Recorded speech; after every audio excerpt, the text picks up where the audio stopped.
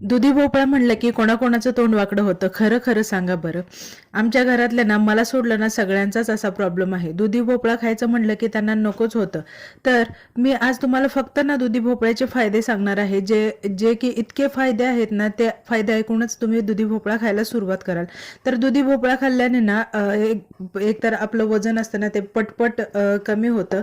जर एकदम लवकर वजन कमी करायचं असेल तर रोज 1 ग्लास सकाळी अनवश्यापोटी 1 ग्लास ज्यूस प्यायचा दुधी भोपळ्याचा, त्याने लवकर वजन कमी होतं.